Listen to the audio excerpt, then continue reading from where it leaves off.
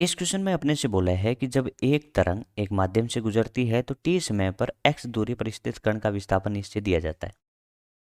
जहां पर A B C आपके तरंग नियतांक है बच्चों, तो बी बाई सी यानी बी बाई सी की विमा निम्न में से किसके बराबर होगी, ये आपको पता करना है। तो चलिए अपन देखते हैं। समीकरण अपने को दिए है y बराबर ए साइन बी टी माइनस सी एक्स। अब थोड़ा सा ज्ञान आपको होना चाहिए। क्या ज्ञान होना चाहिए? वो ज्ञान देखो क्या होना चाहिए।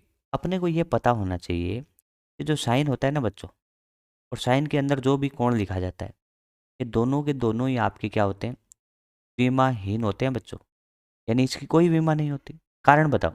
अपन जानते हैं साइन थीटा बराबर क्या होता है, लंब बटा कर्ण। तो लंब खुद क्या होता है, लंबाई। कर्ण क्या होता है, लंबाई। और लंबाई से लंबाई कट गया, तो इसकी कोई विमा नहीं होती। ये बात आपको समझ में आई? तो साइन साइन के अंदर जो लिखा होगा उसकी कोई विमा नहीं होगी। चलो अब अपन चर्चा करते हैं यहाँ पे। अपन कह सकते हैं बी टी का कोई विमा नहीं, सी एक्स का कोई विमा नहीं। तो अपन यहाँ पे लिख सकते हैं बी टी आपकी विमाहीन राशि है। तो M zero L zero T zero हो गया। मेरे को चाहिए बी का बीमा, तो मैं कहूँगा टी आगे चला जाएगा, तो टी आगे जाएगा तो 1/t होगा ना बच्चों। M zero L zero T zero और बटा में टी, तो कैपिटल टी। तो मैं कह सकता हूँ बी का बीमा आया हुआ यहाँ से t-1। तो एक बार तो इसने कंप्लीट करा, अपन ने आगे शॉर्ट में देख लेते हैं। अपन कह सकते हैं सी एक्स का कोई बीमा नहीं है, तो सी एक्स आपका बीमाहीन है। सी एक्स आपका बीमाहीन हुआ तो आप बता सकते हो सी का बीमा जो होगा वो 1/x के बीमा के बराबर होगा। सी का बीमा कोई भी कह सकता है, एक्स का बीमा एल होगा तो ऊपर आके l-1 हो जाएगा। इस तरीके से l-1 हो गया। अपने को क्वेश्चन में पूछा है बी बाई सी की बीमा किसके बराबर होगी।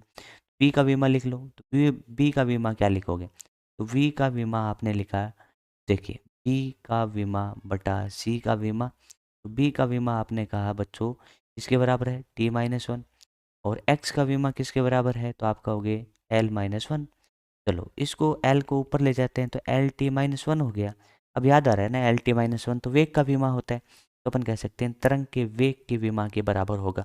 मैं डायरेक्ट भी क्वेश्चन को कर सकता था, बोला कैसे, बोला यहाँ पे देखो भैया, अपन कह सकते हैं बीटी का कोई बीमा नहीं है।